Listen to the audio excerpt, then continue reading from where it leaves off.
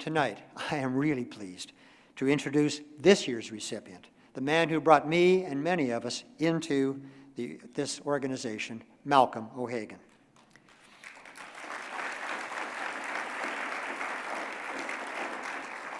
So many of us in this room have engaged with Malcolm.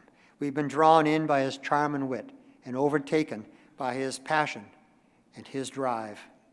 Malcolm is a force. And because of him, something amazing happened in this city. A brand new, important cultural institution was created from nothing. I can tell you that when Malcolm first approached me with the topic about the topic of the American Writers Museum, it didn't have a name, it was just a dream. And I can tell you that that early prospecting work when we went out to try and get people to support this was challenging. Malcolm, throughout that early prospecting, was a lot like the Irishman who went into a pub and ordered 7 shots of Jameson's and 1 Guinness. The barman set up the 7 shots and went off to get the Guinness. When he came back, the 7 shots were gone. The barman said, "Wow, you really drank those fast."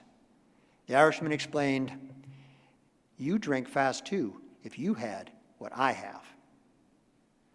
The now concerned barman said, "Well, what is it you have?" The Irishman reached into his pocket and said, 50 cents.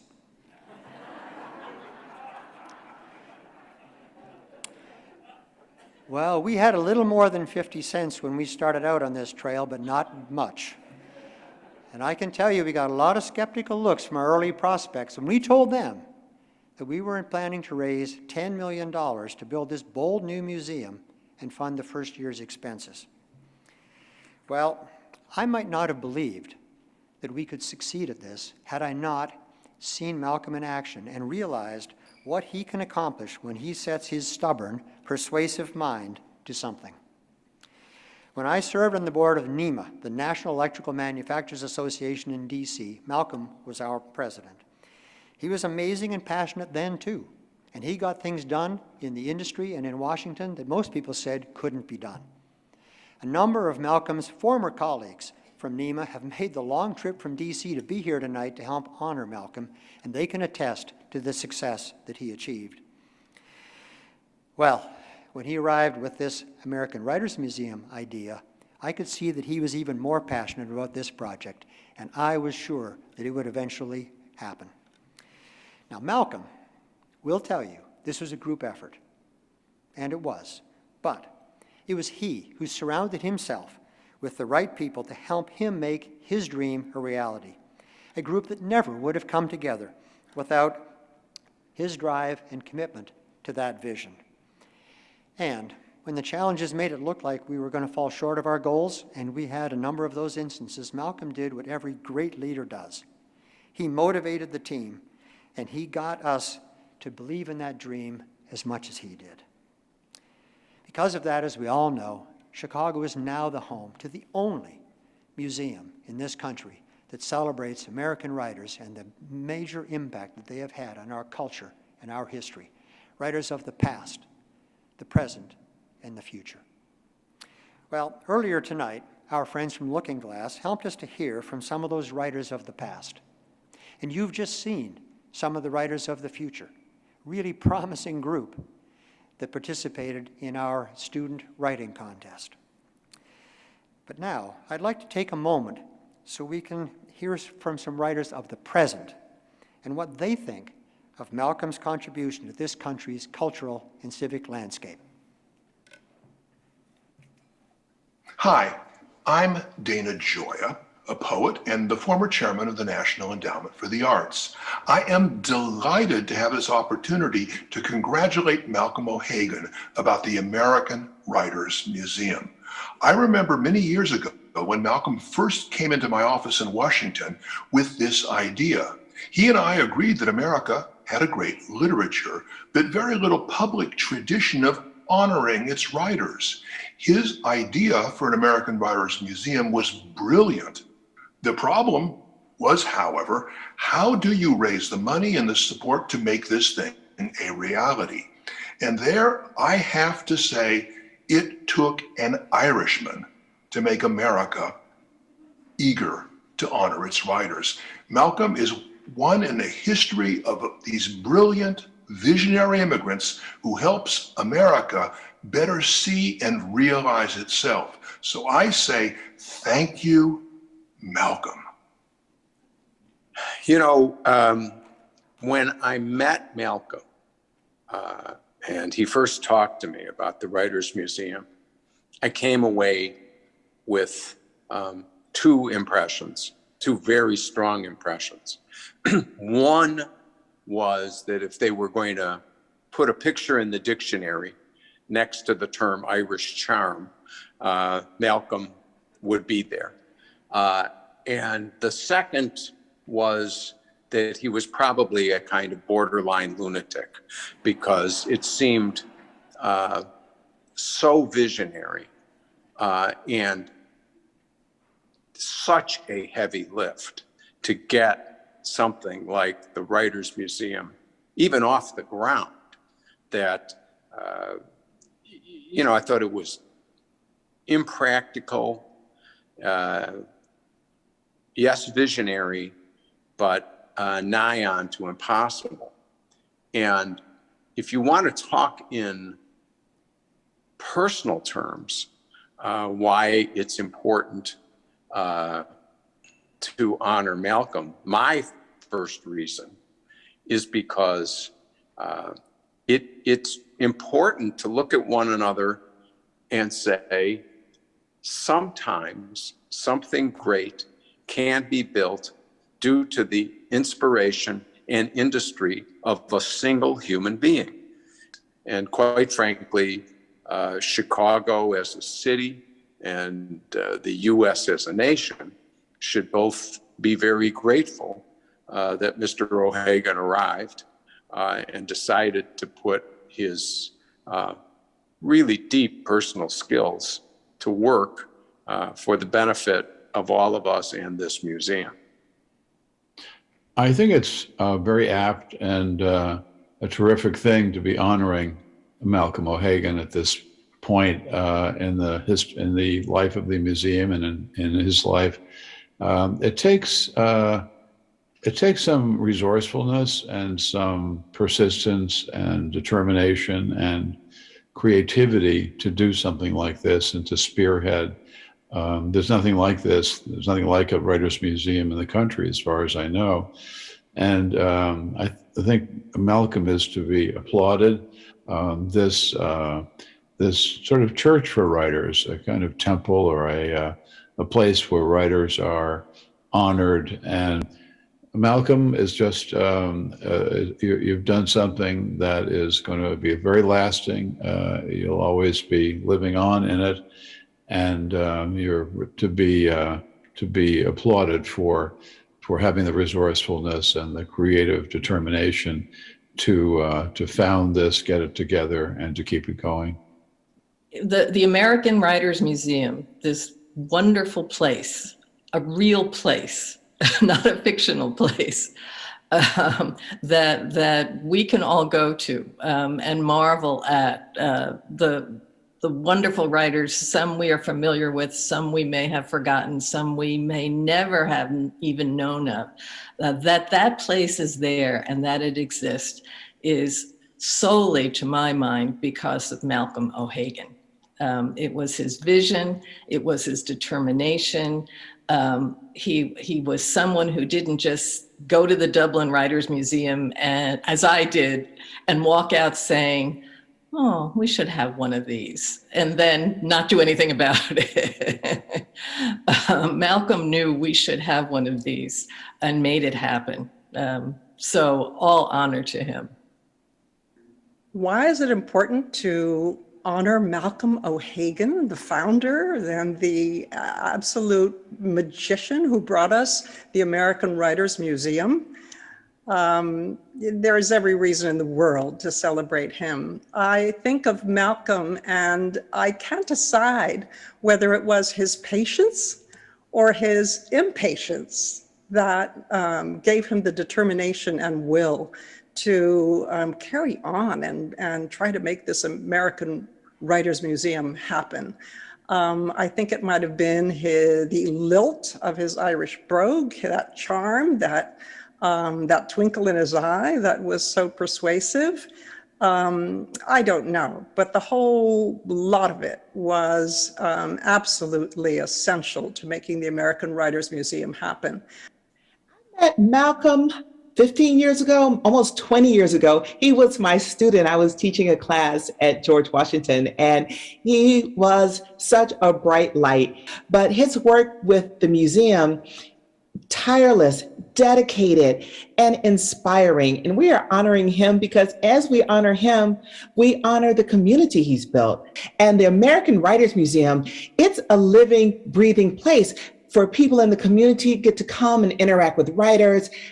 When I spoke there, it was the best, warmest, most present crowd. And all see, I'm going to use the word artifacts, but they didn't feel like artifacts. I'm going to say the evidence of writers' lives in America, just to see the tangible evidence that we were here and we did this thing.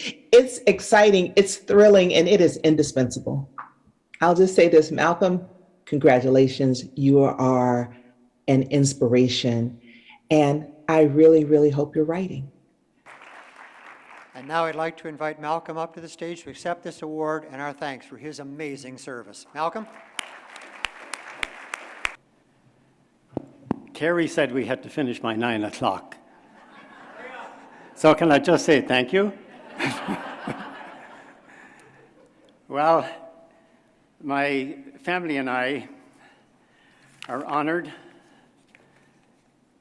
and thankful to all of you for being here this evening and for the recognition that you have given to me. But the American Writers Museum was a magnificent team effort, and many of you here this evening were members of that team. You're the ones that should be up here, and I should be down there applauding you. Former NEH Chairman Jim Leach once stated, "What is written describes a people, and what is celebrated defines their values." We are gathered to celebrate what we value, the power and magic of words and the founding of the AWM. The genesis of the American Writers Museum can be traced to a visit I made to the Dublin Writers Museum in 2009. At the museum, it was inspiring to engage with the works of Ireland's Nobel laureates, Yeats, Shaw, Beckett, and Heaney, and also other acclaimed Irish writers. While in the museum, I recalled the cold, rainy day when the body of Yeats was brought from France, where he died in 1939, to be reinterred in Sligo, my hometown. It was September 17, 1948. I stood with my father on the pavement gray as a solemn funeral procession moved slowly by. I was 8 years old. Yeats spent his summers in Sligo and was enchanted by the beauty of the area. He said many of his most beloved poems there. "Come away, O human child, to the waters and the wild with the fairy hand in hand, for the world's more full of weeping than you can understand." Those poems were my initial introduction to the wonders of literature. When I returned to the US after my visit to the Dublin Writers Museum, I was eager to visit its American counterpart and was shocked to find it didn't exist. While in college in Dublin, I was captivated by the works of American writers. Whitman's great ode, Leaves of Grass, defined America for me. Steinbeck's Grapes of Wrath provoked outrage, as did Harriet Beecher Stowe's Uncle Tom's Cabin and Harper Lee's To Kill a Mockingbird. The lustrous language of The Great Gatsby left me spellbound. I don't subscribe to Flannery O'Connor's contention that a good man is hard to find. Lots of you here this evening, and good women too. But her story chilled my bones.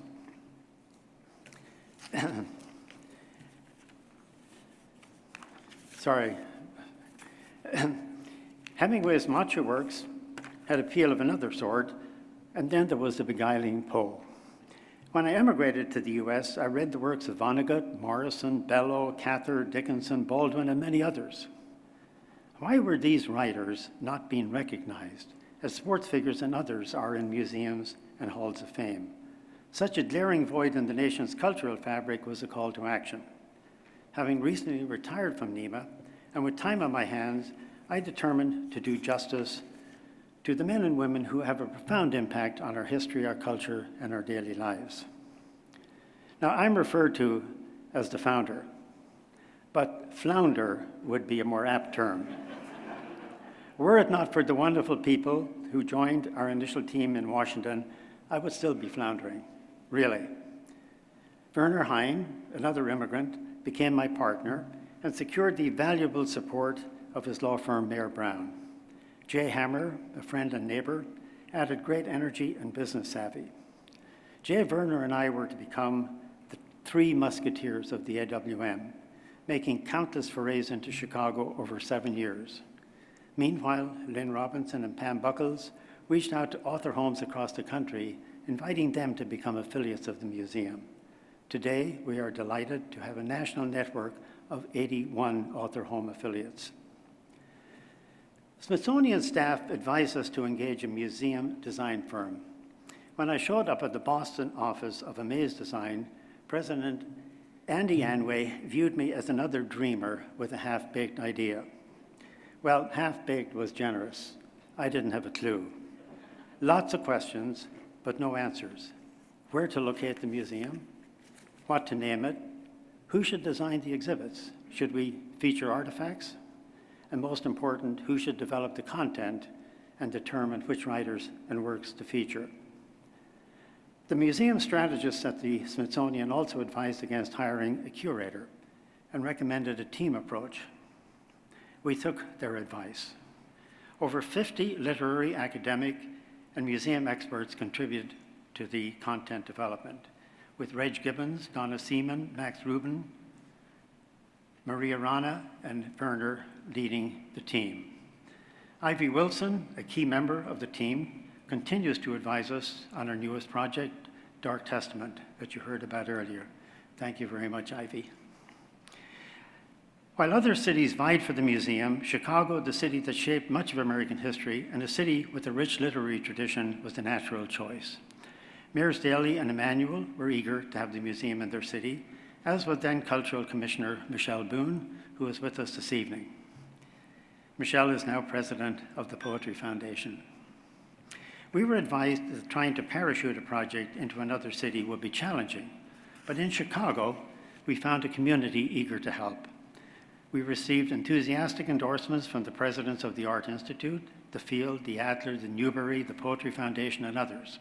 Business leaders willingly joined our Founders Council, and when Hill Hammock agreed to serve as chairman of the council, we had a leader who was known and highly respected in Chicago. Soon came others. Roger Baskus, Roberta Rubin, John Estey, Mike Clune, Lee Conan, Ali Bully, Ronnie Hartfield, Jim Hansen, Marion Cameron, Bob Frandon, Edith Falk, Ivan Kane, Catherine Mooley. I felt like I was the Pied Piper, leading a parade of exciting followers. But it wasn't me they were drawn to. It was the idea, the desire to create a long overdue culture and institution honoring our nation's writers. Later, we welcomed wonderful new directors, many of whom are here this evening. When we established the Board of Trustees, Hill and Roberta served as founding co-chairs, and how lucky we were. John Estey, who succeeded them, has been of incalculable benefit. John is a tireless champion and superb leader. He and his wife, Kathy, are exceptionally generous patrons who inspire by example. Next up is Jane, another great leader. With no fundraising experience, raising $10 million was daunting. I prayed for angels. Thankfully, the good Lord sent them. Generous donors saw the museum as a source of inspiration for generations of young writers like the young people featured here this evening. Jerry and Mary Joy Stead took a huge leap of faith to support our initial planning. Lee and Doug Conant made 2 major gifts at critical times when the project was on life support and kept it going. Hank Meyer got us to the finish line and beyond. Wintrust Bank became our first major corporate sponsor thanks to the poetry-loving CEO, Ed Waymer. Gifts from many other patrons allowed us to reach our fundraising goal just before the museum opened. When Kerry came on board as president in 2016, I did 3 cartwheels and felt young again. Taking charge, he led us to a successful opening on May 16, 2017. On the morning I first walked into the museum, I was amazed at how Andy and his team had transformed broad concepts into captivating interactive exhibits. David McCullough, the featured speaker at the opening, was skeptical of the design approach we had taken, but when he walked into the museum and saw what Kerry had created, what Andy had created, he threw his hands up in the air and in a loud, joyful voice proclaimed, "I love it." Kerry and his staff have done a remarkable job in establishing the AWM as one of the most highly rated visitor attractions in Chicago. I am greatly impressed at how they are now bringing the excitement and wonder of the museum and its contents to classrooms around the world through digital media. There is one other person I want to salute, my beloved wife, Virginia, an avid reader whose resolute support throughout the development of the AWM kept me going. Never shy to express her opinions, she offered valuable critiques and wise counsel. When things were not going well, and as well as I had hoped, she lifted my spirits, and when I started to soar too high, she brought me back to earth. To celebrate our 56th wedding anniversary in a couple of weeks, Virginia has arranged for us to visit the homes of Wordsworth and the Bronte sisters. Maybe we will secure our first foreign affiliates for the AWM. My dear colleagues and friends, we have come a long way, but we still have ways to go before we sleep. Together, let's continue to expand and fulfill the noble mission of the American Writers Museum. I thank you for being here this evening and for your continuing support of our museum. Onward.